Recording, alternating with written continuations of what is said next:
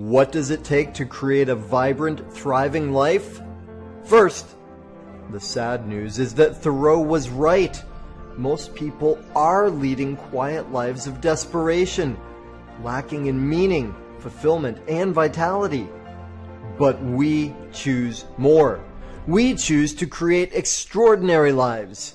And the Art of Vibrant Living show entertains you with inspiration, empowerment, and education to create your life into a masterpiece. It's time. Let's vibe up. Aloha, y'all. Daniel Aaron. I am your host, and this is the Art of Vibrant Living show. And I was just listening to my own introduction. What does it take to live a vibrant, thriving life? I asked that question, and I haven't answered it yet, although that's part of what we're going to do today. One thing, though, on that is something, it doesn't necessarily take this, but it sure helps. Get support, help, right? This is good. Our guest today is phenomenal. It's going to be an amazing show, and I encourage you to have mentors, coaches, community that uplifts you. More on that to come in a moment. Joshua Fineman is a coach, a teacher, a speaker. He runs an organization and community called Mensch, right? I'll let him tell you more about what that means in a little bit. And what he does is he empowers men through fellowship, courage, and presence to live more beautiful and purposeful lives. Thank you for being with us, Joshua. Thank you for having me. Do I call you Reverend Daniel or Daniel? What would you prefer? Either way, I've been called worse things. I'll tell you that. Daniel's probably just the easiest way to do it. Yeah, right, but you can call me anything you want because I'm always practicing detaching from what anyone else calls me because they call me anything. Anyway, thank you for being here. Thank you for having me. Really glad to be here. How did you get here? And by here, I mean here on the show, here as a speaker, a coach, the creator of Mensch. Yeah. How'd you get here? How did that happen? You know, it's actually quite funny you say that because my dad sometimes sends me some videos that he sees on Instagram, which is it's a really lovely like way of us bonding. It's really nice. And this video he sent me yesterday was something you may have seen, you may not have seen, but it basically showed the amount of people in 10 generations or something it actually took to create me, something like 4,000 people it takes from 10 generations before, something like that, to create who I am today. So we could go as far back as 10 generations if you really want. But no, if I was to bottom line it, I would say that 8 years ago, there was a defining shift in my life when my mum got in a terrible car crash. And thank God she's okay now. But that was really my first proper experience of death. And at the time, my wife had become more like my therapist. I was running a creative agency at the time in the advertising space. And I was just like pretty miserable, burnt out. We had a young son. And I was coming home from work with a glazed look in my eyes. And basically maybe 2 weeks into my mum being on death's door, I was coming home and 90% of my thoughts were actually still about my work and my relationship with my boss. And my wife just turned to me and said, I can't do this anymore. You need help. And essentially that began the journey of the last 8 years of my life, which I met a coach. I then worked with a couple of coaches and I ended up finding my mentor, and he runs a community, which is one of the longest running communities in the UK called Men Speak. His name is Kenny Mamarella de Cruz. Wonderful guy. Could be a guest on the podcast in the future. And he introduced me to this world of men sharing circles and men's work, and being able to take the mask off and take the armor off, and just really like share like openly. And that eventually led to me starting Mensch just over 3 years ago. Wow, awesome. I love that. Well, and it sounds like it was a very powerful encounter with the divine feminine 8 years ago in the form of your mother nearly dying, your wife slash therapist at the time, giving you, I don't know, you didn't say it this way, but a little bit of an ultimatum, and certainly in both cases, some slaps across the face, Yeah. like, who are you, dude? What are you doing? Yeah. And you heard the call, right? You woke up to it and created something different from that. Yeah. So that's beautiful. Yeah, exactly. And we'll get into speaking more about, men's work and what men's stuff is Sure. all about soon, because that's Yeah. an area of passion for me as well. First, though, in case, this word, Mensch, what is that? Yeah, so I grew up in a Jewish household and in a northwest London Jewish community, and that word is it means different things actually in different languages. It's actually in German, I think it means to be human. And in Yiddish, which is like an old Eastern European language used in the pogroms and the shtetls, it meant to be a person of integrity.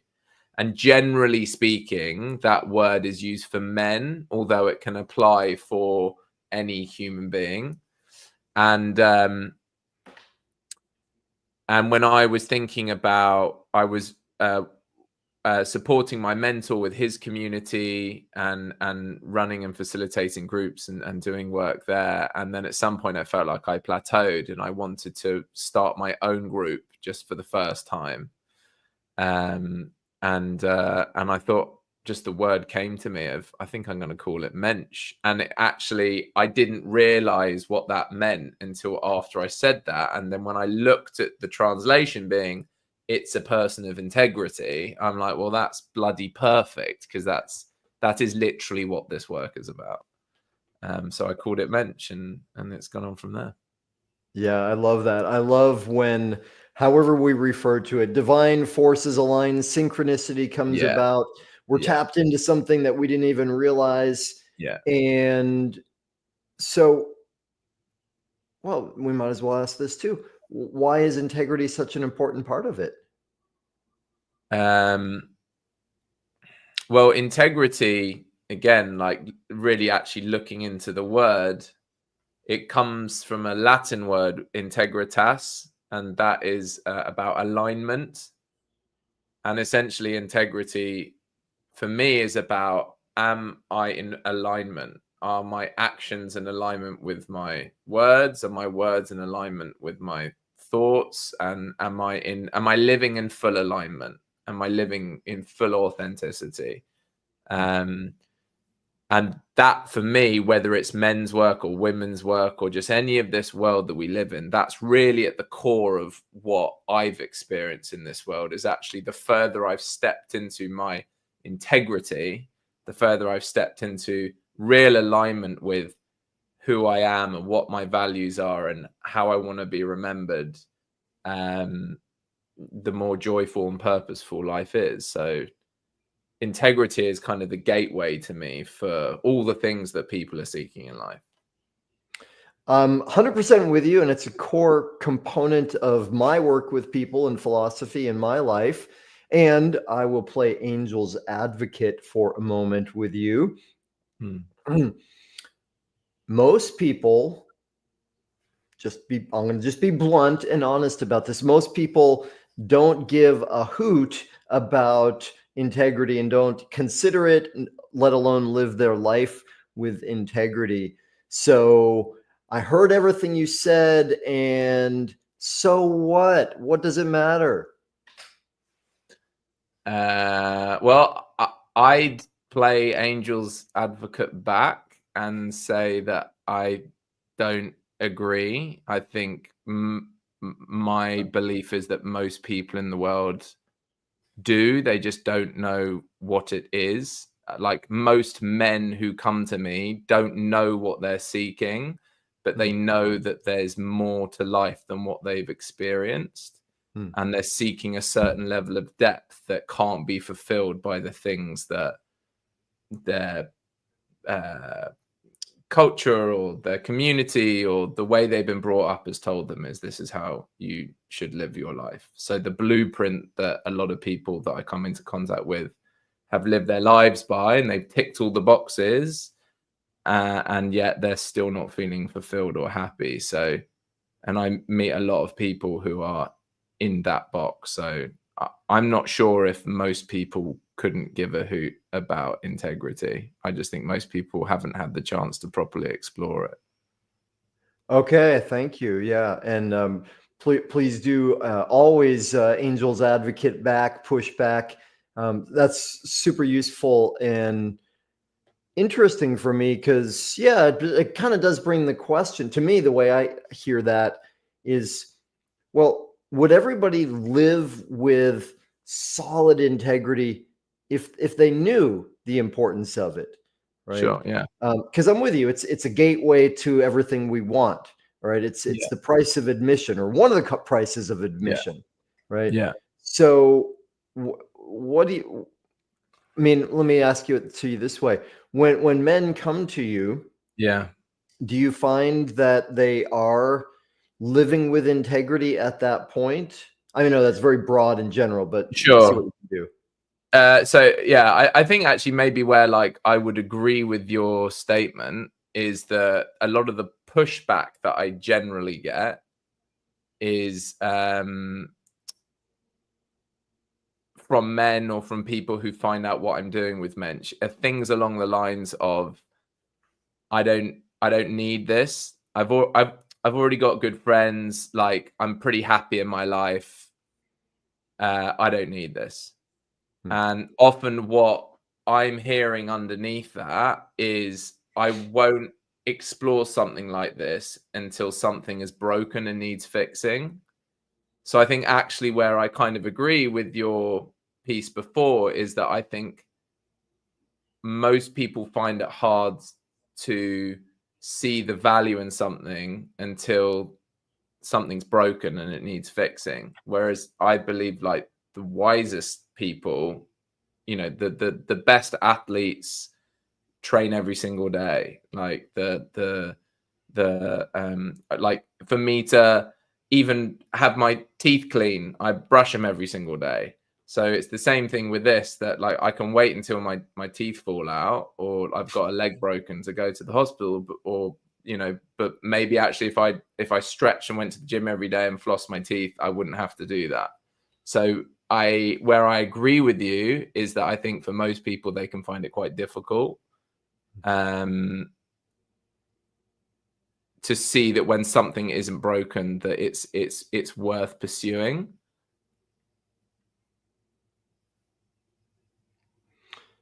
Yeah. Is there I'm more just you trying want to to. say on that? Yeah. There is. So I'm just trying to get my words together.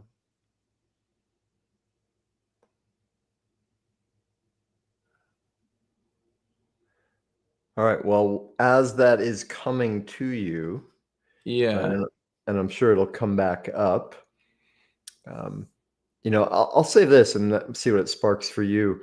Sure. I think like a lot of people, I had an inner sense that integrity is important, right? That it's clearly important in relationships, and like a basic thing about being on time for things. Like when I was in the phase of my life where I was consistently late for things, there was a part of me that's like, this is not right. This isn't Yeah. working. But I was Yeah. also like, I don't want to look at that. I don't want to. And I remember, little by little, I'm learning about this over many years, hitting Yeah. my head against the wall enough times. And Yeah. then when I was at Landmark Education for the first time, this was more than 20 years ago, and the way they taught about it and the emphasis and the importance they placed on it and the clarity with which they taught about why it's so fundamental, that was a huge light bulb for me. And one of the things I realized coming out of that infiltrated my own work is, like, a lot of people just don't know what it means or how to do it Yeah. or why it Yeah. matters. Yeah. So that was something that I wanted to say. I think the challenge that I think that we're in is how to communicate. It's really about how to communicate to people about the value of it, because what I notice is, as soon as someone comes to one of our sessions, whether it's a community activity or whether it's just going for a walk with me, or as soon as they're in and they experience it, similar to what you're saying, like the light bulb hits and it's like, oh, this is what's been missing from my life and I need and want more of it. Hmm. And I think there's a big challenge around how you actually go about then communicating that to people, as opposed to once they experience it, even just a little bit of it, they kind of get it. Absolutely, yeah, and I mean, there's a great saying that all education is experiential, right? If we don't Yeah, have an experience of it, have yeah, we really learned anything? Well, yeah. we'll leave that debate out for another time. So let's shift gears though. I would love to know, Joshua, what is it about men's work specifically? Because as Rumi said, there are 1,000 ways to kneel and kiss the ground. So many different ways to awaken, to heal, to grow, to serve. Why did that why does that resonate with you specifically? Well, the truth is, I kind of fell into it. I was zigzagging on my own exploration, and then life introduced me to my mentor, and he happened to run men's groups, and he invited me in. And to be honest with you, my first reaction when he said, "Do you want to come join a men's group?" was, "Can I?" I mean, I'm not going to swear, but there was a like, "What the bleep is a men's group, and is it even allowed?" So there was this huge resistance to even the idea about being in a room with men. And I'm quite an open, curious person, so I just took the leap and I went for it. And when I had that first session with him, it was like a real motley crew of guys who were in the session, and I just like completely fell in love with what was going on, and it made me recognize that actually a lot of the things that I got the biggest kick out of in my work or in my life generally were different versions of what we were doing here. It was engaging in really meaningful, deep, real conversation. And and so that led to a daisy chain of just experiencing it for the first time. And then the more I started going, the more I wanted to go, and the more I wanted to go, the more interested I became. And actually, that my history, if I look back, a lot of it was around boys and men. So I grew up in a household with a brother. Our dogs were boys. They weren't girls. I went to an all boys school. I went to an all boys secondary school. A lot of nearly all of my friends up to that point, generally speaking, were men. I was involved on the whole in a largely male dominated workplace a lot of the time. And what I recognized is that I had a knack for helping men feel that they could relax and open up, and that I was quite a trustworthy person. And when I'd done exercises with feedback, a lot of the words that came back is, "You can trust this guy, you can trust this guy." And there was no plan to enter this world at all. It's just that actually it just all kind of made sense. And the further into it I got, and I started running groups and I started coaching men, the more I started to recognize that actually I find this easier than what a lot of people may find it. And I was just really drawn to it. And so it's a bit like Ikigai. Like, I was super passionate about it. I noticed I was actually quite good at it. It was definitely what people around me needed. And so it all just it all matched up and kind of grew from there, really. Yeah, beautiful. Well, and it seems like to me another confirmation that you are tuned in to something bigger than you, right? Because in one way your response is you fell into it. In another way, it's like, well, sounds like you were guided because it Oh really yeah. feels like, in some way it's your destiny or your path. Yeah, for sure. And what's been really interesting is that exactly to that point is along the way, whenever I've got in my head and I've tried to figure out like where am I going, what's going on here, like how am I going to grow it, how am I going to monetize it, like all the things that the head comes up with about how can I control this situation and create certainty. That no answers have ever come from there. All the Hmm. answers have come from serendipity and following my gut and happening to come across different people. And even like now, really, where Mensch is, it feels so much closer to what is at the core of me as an expression of me. And the people that I'm working with, like this guy who lives 10 minutes down the road to me, I've never met him before in my life, and he runs a retreat site, and I bumped into a mutual acquaintance in a park 2 years ago who I hardly ever see, and I was looking for a retreat site, and I was looking all across the UK, and he bumped into me, said, "Oh, you should meet my jiu-jitsu instructor, Toby. He runs a retreat site, and he's looking to run men's retreats at the moment."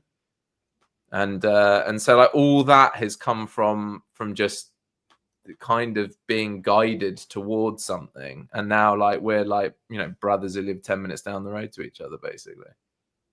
I love it. That's amazing. Okay. You said something a moment ago that is worth drawing forward and getting some more on, which is men said to you or about you, I can trust this guy, right? Yeah. So, how did you create that?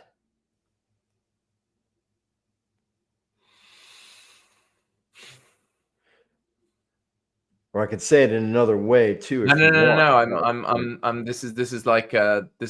mm, This is a good pause. This isn't a mm, nervous pause like before. cool. This is a good pause. Yeah, yeah, all good. Um, We got time, bro. so another thing that people say about me is that just I'm just like incredibly open and honest, Hmm. and that I share um, at a depth about what's going on for me in a way that most people either can't or aren't willing to do.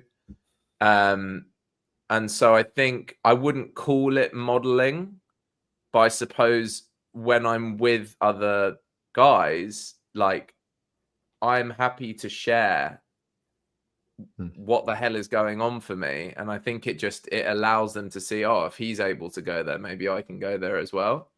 Hmm. And I remember fairly recently being introduced to this man, and it was like 2 or 3 meetings in, and there was no like official work going on. It was just like conversations taking place between us. And he said to me something like, "It's really weird what I'm sharing with you. Like I haven't shared this with anyone before." And there was no like pitching for coaching or come join Mensch or anything. It was just really casual conversation. And I'm pretty sure the reason why he felt it was okay to do that was because I was doing the same back with him. So I suppose that's where the trust comes from. That's beautiful. I love it. And I'm with you. It's my sense is it's part modeling. That's part of it, right? And there's more to it, right? So let me ask it this way then, because it is challenging for so many people, and it has been for me. And I'm sure I know there are levels that I'm growing into in terms of my ability to be transparent, to share, to be vulnerable, right? Um, that's challenging for a lot of people, myself included. What, how have you created in yourself such an ease or ability to do that? I'm not sure if I'd. Well, I think a couple of things. Sometimes I've shared something about myself so much that it doesn't feel as weighty to share as it may do for other people. So that's maybe where the ease comes in. Yep. But like, for instance, if I could be vulnerable here right now, 10 minutes or so ago, when you asked me that question about it was like, how do we, like, the people who don't care, and how do we, like, what's going on with the people who don't care about integrity? And I paused there. So much stuff was going on inside of me, and there was huge fears of like, oh my God, I'm pausing. And then there was this big brain fog of what the hell, what's going on? I can't even remember the question. So what I tend to find happens, and it didn't happen then, but I'm saying this now to actually practice integrity, is I promised myself a couple of years ago that when stuff like that happens, see it as an opportunity to just step into something that most people wouldn't step into. And sometimes even when I'm with friends, and it's a balance, right? Because like there are some times where I can be, let's call it, too open and honest. Or there are some times where it may be, it might be inappropriate in that moment to share the thing that I want to share. So there's a balance, I think, with being open and honest. But most of the time, 99% of the time, whenever I've shared from that place, it completely like equalizes me, and it certainly does the same for the other people that I'm with. So I think there's just a voice in my head that says, just, if you're feeling scared about this right now, your superpower is honesty. So just be honest about what's going on. Hallelujah. Thank you for that. That's beautiful. Right. Yeah. And I get one part of your ease, or what I interpret as your ease, is practice, right? You've done it. You've spoken about things, and no doubt for me, I'll say sometimes the first time I speak about something that's edgy for me, right? And then the second time, right? Exactly. The third time, yeah. And so yeah. And what I hear also, though, and this is worth echoing, you've made it a practice, right? You've made it a practice that when you're on the edge, when there's something that's scary, that most of the time anyway, better to just speak into that. Yeah. Because it helps you grow into integrity, and it has the benefit for other people as well. Am I hearing that right? Yeah, exactly. And it's nice that you call it that, because a lot of the time within the group space, I describe it as a dojo. I describe it, this is our arena to practice the stuff that we can then take back out into our lives outside of this. And so yeah, I've been working in the dojo for a while now, I suppose. So yeah, that's great. I love it. That's beautiful. Well, and I think as you speak that, one last thing I'll say on it, I remembered back to early in my journey, literally 1996, when somebody recommended a book called Radical Honesty: How Telling the Truth Will Change Your Life, or something close to that. You know it, I think. Brad Blanton. And I read that book and I was like, whoa, that's possible? Like because I had the messages in my family, we don't talk about those kind of things. Right. And, from your country, Secrets and Lies, shows that film is such a powerful example of the destruction that comes from the secrets and the lies. Right. And to your point also, like, can it be an oversharing, or can it be too much sometimes? Yeah, there's a balance to be had. The big question is, well, what's the end result? Who's this for? What's it going to create? Yeah. So beautiful. I love that you spoke so eloquently about that, and also that you are living that way. So let's transition into the work you do with men. I believe some of it you do privately, and some of it you do in groups. Some of it is, I don't know, actually tell me, but probably like this virtually, though you've got a program coming up where you're really focused on in person and working things out physically as well as through conversation. Is that right? Yeah. So when I first started facilitating groups with my mentors community, it was all online because it was just the beginning of COVID is when I started working with him. And so I moved, like when I started running Mensch, I really just kind of duplicated what I'd learned before then. So everything was online, all my groups were online. And then slowly but surely it shifted from online to in person to a point where last year I really recognized that actually I can give my best and I can create the experience that I want best in person with people.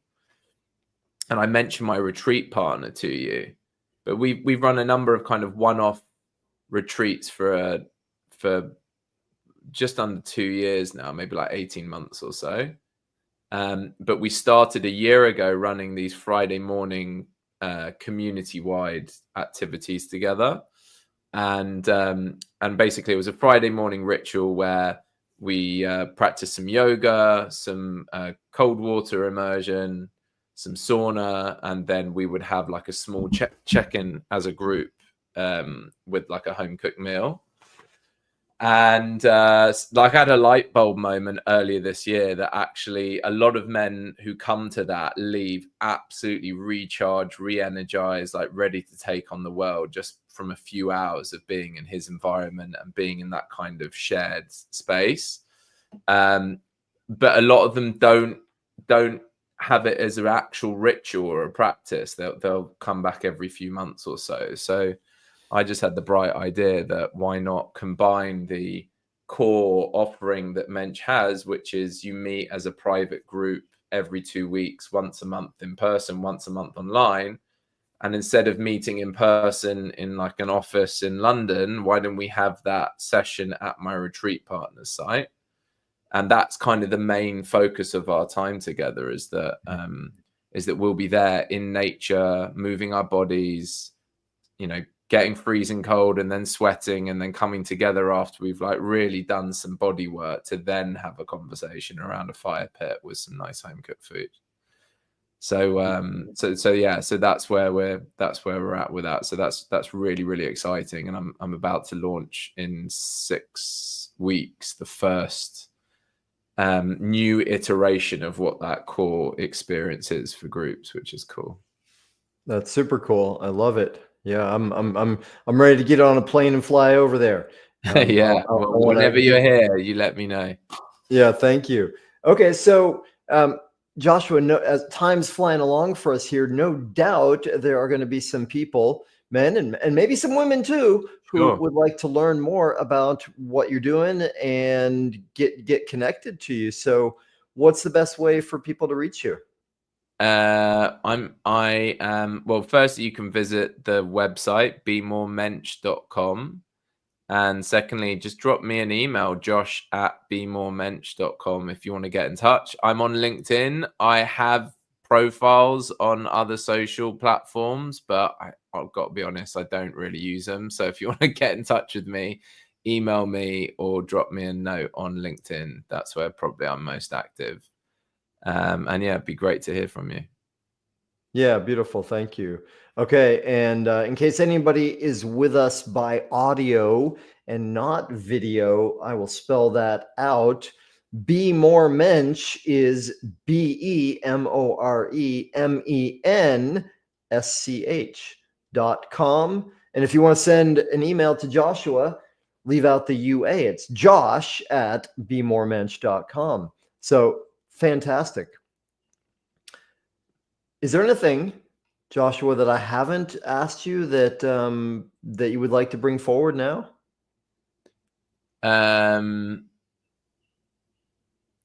I think that just the only thing that I'd say is the what seems to be in conversation at the moment that I'm finding is the very thing that we spoke about, and ironically I kind of stumbled over, which was how do we communicate the value of what this is to men? Because most men if they are presented with, why don't you try this? Most men sometimes interpret it as, I don't need fixing, I've already got friends, etc., etc. And I think there are a few ways in which I think we can communicate things to men, but I think the one thing that I wanted to say is the most important thing to remember is this is still like a very young, I mean, it's been going, you know, the work has been going on for thousands of years, right? But in the modern world, men's work, men's groups, it's very, very new, and it's not well known or practiced like meditation might be, or even coaching might be. And so I think we just have to remember that championing people who are doing this work and just planting seeds of inviting people in, like, don't take offense if they say no, don't take offense if they say I've already got friends, etc. And just remember, we are the seed planters. And I think there's this lovely quote saying, I may never sit underneath the oak tree that I plant, or something like that. And I think that's something that I'm recognizing with my work. And I think for anyone who is interested in this work or interested in promoting it, just remember that it's still worth doing and sharing and telling people about it, even if they don't get it at this stage, because at some point they will. Yeah, beautiful. And I 100% am with you on that. And I'll add to say that us inviting has a value for us too. Yeah. And that's our job, right? As leaders, coaches, as people bringing light to the world, our job is to invite. And yeah, like you said, we're always practicing. How can I convey this more clearly? Yeah. How can I really indicate? How can I make it an attractive invitation so they can actually get the benefit? And what's not our job is what they do with that, right? 100%. Yeah. My mentor always says, just leave the door open, let them walk through it. And that's, you know, when I started, that was really hard to understand, but the more into this work I get, the more I recognize it in the people that actually do show up. It's because they're doing it, you know, it's their own empowered choice to do it. And that's the best way to get people interested in this. Absolutely. Yeah, beautiful. Well, Joshua, one, thank you for the way you showed up here with such vulnerability and honesty, modeling integrity. Right? I love the thing in A Course in Miracles. It is in our vulnerability that our true power lies. And so I see your power and appreciate it. And I also know that that's not something that's come easily. Well, I don't know. I imagine that that's not something that's come easily for you, because I see that you have been working and progressing. And so thank you also for the work you've been doing for yourself and for others in the world and for your family. Right? Thanks for being such a light, and thanks for having this time with us here. Well, thanks for having me. I've really enjoyed it. Thank you so much. You are so welcome. All right. And for y'all in our audience, holy moly, thank you. Right? You, in case there's any doubt, are the heroes of this occurrence, this event, this show. We are here for you. And I'm so grateful that you are here, that you're interested in the art of vibrant living, making your life more amazing, because yeah, it makes your life better and it makes the world a better place. So thank you. I love you. Come back soon. Aloha. Mahalo for tuning in to the Art of Vibrant Living show, y'all. I'm Daniel Aaron, and may you live with great vibrancy.